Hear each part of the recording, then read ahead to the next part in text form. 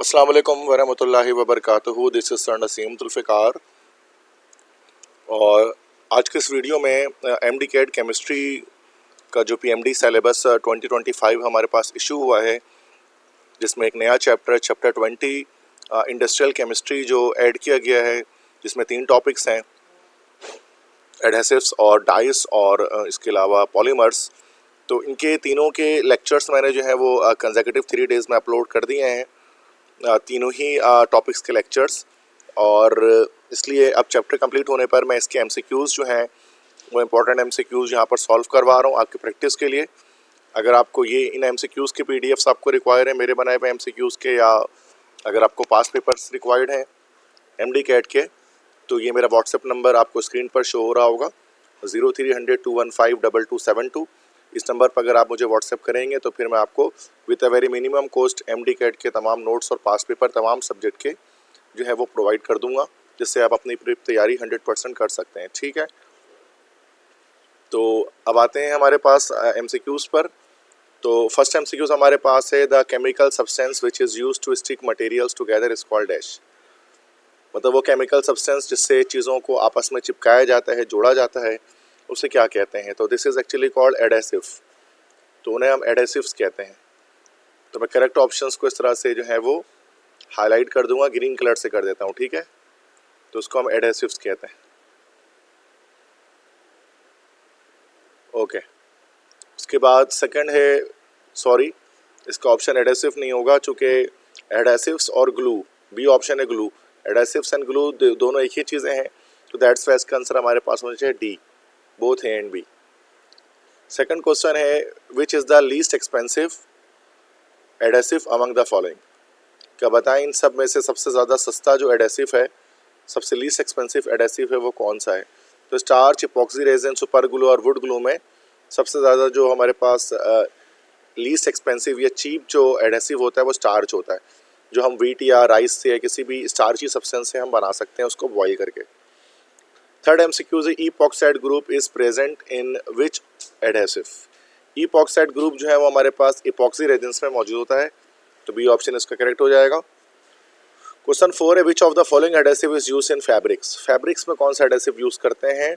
तो फैब्रिक में हम सिलिकॉन रेजिन्स यूज़ करते हैं, जैसे कि UHU जिसको हम कहते हैं। तो क्लोथ्स के पीसेस को आपस में ज्वाइन करने के लिए हम लोग सिलिकॉन रेजिन्स को इस्तेमाल करते हैं। क्वेश्चन 5 है, cyano acrylate is the chemical name of dash. तो साइनो एक्रिलेट हमारे पास बेटा ये सुपर ग्लू जो है उसका केमिकल नेम होता है, सी ऑप्शन सुपर ग्लू, जैसे एल्फी वगैरह हो गए, तो इनका जो केमिकल नेम है वो साइनो एक्रिलेट होता है। क्वेश्चन 6 है, पॉलीविनाइल एसीटेट जिसको हम लोग जो है वो इन शॉर्ट कह सकते हैं PVA। तो पॉलीविनाइल एसीटेट को इन शॉर्ट हम लोग जो है वो PVA कहते हैं। Is the chemical name of dash. तो PVA किस एडहेसिव का केमिकल नेम है? तो ये जो हमारा वुड ग्लू होता है लकड़ियों को चिपकाने के लिए, तो इसका केमिकल नेम हमारे पास होता है PVA, polyvinyl acetate. Question number 7 है, which of the following is water based adhesive. कि इसमें से कौन सा वाटर बेस्ड एडहेसिव है, मीन्स इसको पानी में मिलाकर हम लोग इस्तेमाल करते हैं, तो वो वुड ग्लू है। तो वुड ग्लू ही हमारा वाटर बेस्ड एडहेसिव है जिसमें वाटर ऐड होता है। क्वेश्चन 8 है, which of the following adhesive has a highest sticking strength. कौन से एडहेसिव सबसे ज़्यादा जिसके अंदर चिपकने की या स्टिक होने की सलाहियत है? तो वो हमारा है सुपर ग्लू, जिसको हम केमिकली कहते हैं साइनो एक्रिलेट, या जो है एल्फी वगैरह जो हमारे पास है, ठीक है, या जिम्सा ग्लू होता है, बहुत सारे। क्वेश्चन 9 है, which of the following adhesive has the least sticking strength. किस एडहेसिव की चिपकने की सलाहियत सबसे कम है? तो वो स्टार्च है, जो सबसे ज़्यादा लीस्ट स्टिकिंग स्ट्रेंथ इसकी होती है, और सबसे ज़्यादा लीस्ट एक्सपेंसिव भी यही होता है। क्वेश्चन 10 है, स्टार्च इज आ या एंड डैश। स्टार्च खुद क्या है? तो हमें पता है स्टार्च एक कार्बोहाइड्रेट है, और कार्बोहाइड्रेट में भी हमारे पास एक पॉलीसेकेराइड है, बिकॉज ये large number of glucose molecules जब मिलते हैं तो जाकर स्टार्च तैयार होता है, तो एक पॉलीमर है या प्लांट पॉलीसेकेराइड जिसको हम कहते हैं। क्वेश्चन 11 से हमारे पास बेटा ये पॉलीमर के क्वेश्चन स्टार्ट हो रहे हैं। 1 to 10 क्वेश्चन जो हमारे पास था, जो हमने अभी किया इस वीडियो लेक्चर के अंदर, ये जो प्रैक्टिस हुई हमारी किसकी, एडहेसिव्स के टॉपिक की हुई। ये टॉपिक नंबर 20.1। अब MCQs 11 से टॉपिक नंबर 20.2 स्टार्ट हो रहा है, which of the following is an addition polymer. इनमें से कौन सा एडिशन पॉलीमर है? तो PVC, PVA, टेफ्लॉन, ये तीनों ही हमारे पास एडिशन पॉलीमर्स हैं, तो इसका ऑप्शन हो जाएगा D, all of these. Question 12 है which of the following is a condensation polymer? इसमें से कौन सा कंडेंसेशन पॉलीमर है? तो प्रोटीन, बेकलाइट, नायलॉन, ये तीनों ही कंडेंसेशन पॉलीमर है, इसका आंसर भी हो जाएगा हमारे पास डी। क्वेश्चन 13 है acrylonitrile is the common name of dash? तो अक्राइलोनाइट्राइल बेटा ये विनाइल साइनाइड का कॉमन नेम होता है, इसी के पॉलीमराइजेशन से हम लोग एक्रिलिक प्लास्टिक्स को बनाते हैं। क्वेश्चन 14 है acrylic plastics are also known as dash? तो एक्रिलिक प्लास्टिक को हम लोग पॉलीविनाइल साइनाइड भी कहते हैं, क्योंकि ये विनाइल साइनाइड का पॉलीमर होता है, पॉलीविनाइल साइनाइड। नेक्स्ट क्वेश्चन है 15 है styrene is the common name of dash? तो स्टाइरीन जो होता है बेटा वो विनाइल बेंजीन को हम लोग कहते हैं। इस विनाइल ग्रुप में अगर एक जगह पर हमारा बेंजीन अटैच हो जाता है, दिस इज कॉल्ड स्टाइरीन। मतलब हम इसको इस तरह से स्टाइरीन का स्ट्रक्चर बना सकते हैं कि एक तरफ तो हमारा जो है वो CH2 आ जाएगा, फिर डबल बॉन्ड होगा, फिर एक तरफ CH होगा और CH के एक तरफ हमारे पास लगा होगा C6H5।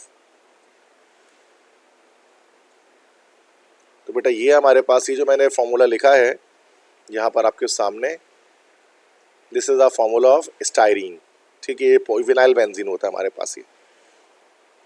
नेक्स्ट क्वेश्चन आते हैं क्वेश्चन 16 की तरफ कि polystyrene is commonly known as dash? तो पॉलीस्टाइरीन को हम लोग कॉमनली थर्मोकोल कहते हैं। स्टाइरीन का पॉलीमर होता है ये, दिस इज थर्मोकोल, जिसको मिसनोमर के तौर पे थर्मोपोल बोला जाता है, but in actual it is called thermocol. Question 17 है bakelite is the condensation polymer of dash? Bakelite जो है वो कंडेंसेशन पॉलीमर किन दो चीज़ों का है? तो वो फिनॉल और मिथानल या फॉर्मल्डिहाइड का कंडेंसेशन पॉलीमर होता है। बी ऑप्शन जो है इथाइल ग्लाइकोल एंड टर्पेथैलिक एसिड, ये पॉलीएस्टर का के मोनोमर्स हैं। सी ऑप्शन है adipic acid and 1,6 hexane dioic acid, ये नायलॉन 6/6 के मोनोमर्स हैं। और अमाइनो एसिड जो है वो मोनोमर किसके होते हैं बेटा? प्रोटीन्स के होते हैं। तो दैट्स वाई ये ऑप्शन करेक्ट है कि फिनॉल और फॉर्मल्डिहाइड या फिनॉल और मिथानल का जो कंडेंसेशन पॉलीमर होता है वो बेकलाइट होता है। क्वेश्चन 18 है which of the following is a copolymer? अच्छा बेटा कोपॉलीमर किसे कहते हैं? जिसमें दो मोनोमर्स जो है वो अलग अलग टाइप्स के अलग अलग तरह के मौजूद हो, उसको हम कोपॉलीमर कहते हैं। तो अब कोपॉलीमर में जैसे हमारे पास ये जो बेकलाइट है, बेकलाइट एक कोपॉलीमर है, बिकॉज इसके अंदर दोनों जो हमारे पास मोनोमर्स होते हैं फिनॉल फॉर्मल्डिहाइड वो अलग अलग तरह के होते हैं।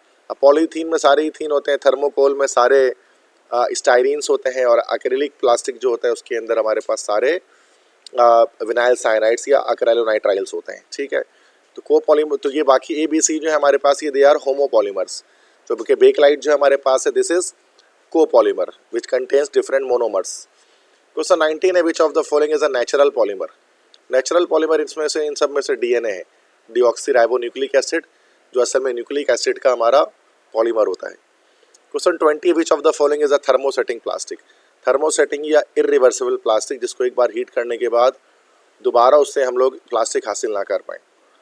तो देखो पॉलीथीन, PVC, पॉलीप्रोपाइलिन, ये सारे ही हमारे पास थर्मोप्लास्टिक्स होते हैं, तो इसका ऑप्शन हो जाएगा डी, नॉन ऑफ दिस, इनमें से कोई भी थर्मोसेटिंग प्लास्टिक नहीं है।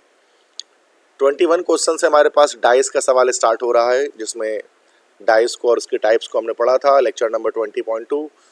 तो ये आप देख सकते हैं। अगर आपको MCQ समझ में नहीं आ रहे हैं तो you have to first watch the lectures of this chapter, then you will move on towards these MCQs, otherwise you will find it difficult to answer the questions, ठीक है। तो ज़रूरी है कि आप पहले वहाँ पर आप क्वेश्चंस जो है वो टॉपिक्स को आप स्टडी कर लें, थॉरोली रीड कर लें, देन उसके बाद यहाँ पर आएँ। 21 है the compound which gives colour to fabric is called dash? तो वो डाइस होते हैं, डाइस के थ्रू ही जो है वो कलर मिलता है फैब्रिक्स को, ये पूरा एक टॉपिक है उसके ऊपर। 22 है डाइस कंटेन डैश? अब डाइस में जो है वो क्रोमोफोर भी होता है और ऑक्सोक्रोम भी होता है। क्रोमोफोर का काम तो जो होता है वो डाइस को कलर प्रोवाइड करना होता है, जबकि ऑक्सोक्रोम जो होता है ना वो डाइस को वाटर स्टेबल बनाता है, जिसकी वजह से वो डाइस स्ट्रांगली फैब्रिक के साथ कनेक्ट हो जाते हैं, बॉन्ड बना लेते हैं, that is called auxochrome. Question 23 है which of the following is auxochrome? Auxochrome OH, SO3, NH2, इसके अलावा हमारा NR2, ये सारे हमारे ऑक्सोक्रोम्स होते हैं। इसका ऑप्शन यहाँ पर होना चाहिए हमारे पास ऑल ऑफ दिस, और वो करेक्ट आंसर होता। तो डी ऑप्शन है all of this and this is correct. इसके बाद नेक्स्ट क्वेश्चन है 24 है Bismarck brown is a dash? Bismarck brown जो है वो एक एजो डाई है।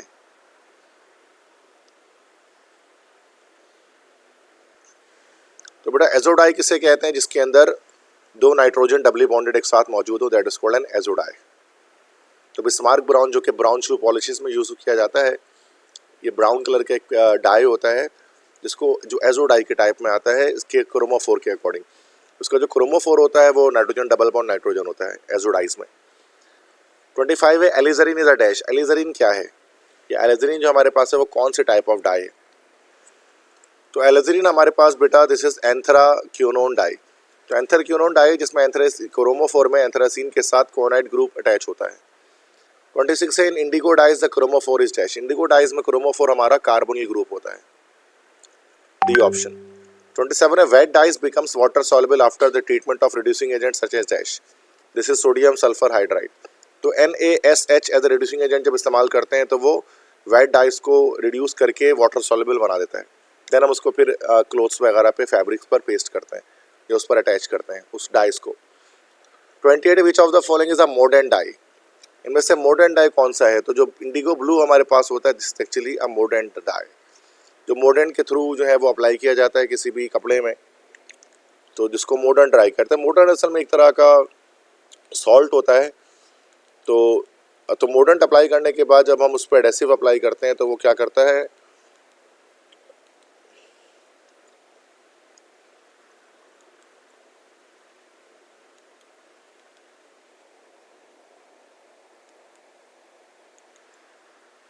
अच्छा यहाँ पर मैंने ये गलत बता दिया आपको। मॉडर्न डाइज असल में जो है वो इंडिगो ब्लू हमारे पास मॉडर्न डाई नहीं है। इंडिगो ब्लू हमारे पास जो है वो वेट डाई है। ये मॉडर्न डाई पूछा जा रहा है तो दैट्स वाई ये हमारे एलिजरीन जो हमारे पास है एक मॉडर्न डाई है।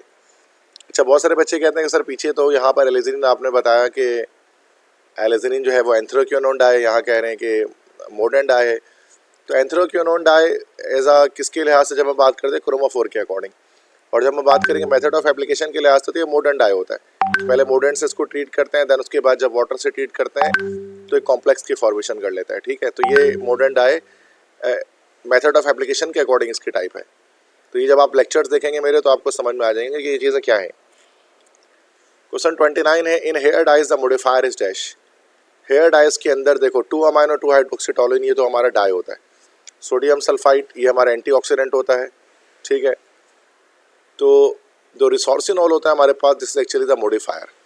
जो रिसोर्सिनॉल हमारे पास एक डाई हाइड्रिक फिनॉल होता है जिसमें 2 OH ग्रुप होते हैं। क्वेश्चन 30 और लास्ट क्वेश्चन है कि what is the percentage of hydrogen peroxide in temporary dies.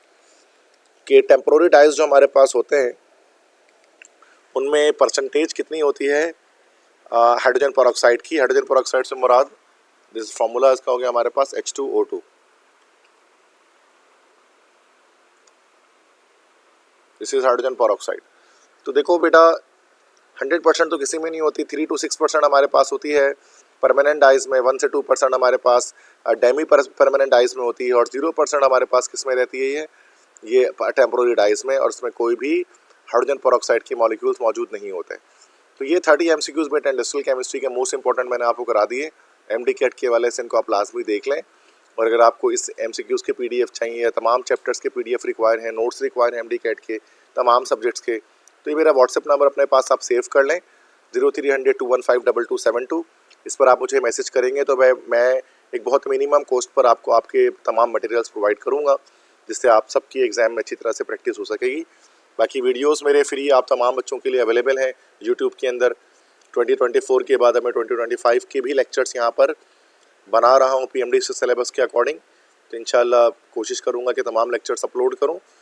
इसके लिए आपकी सपोर्ट की नीड है। आप ज़्यादा से ज़्यादा अपने फ्रेंड्स के साथ मेरे लेक्चर्स को शेयर किया करें, ठीक है, ताकि मुझे मोटिवेशन मिले और मैं आपके लिए ऐसे ही मज़ीद लेक्चर्स बनाता रहूँ।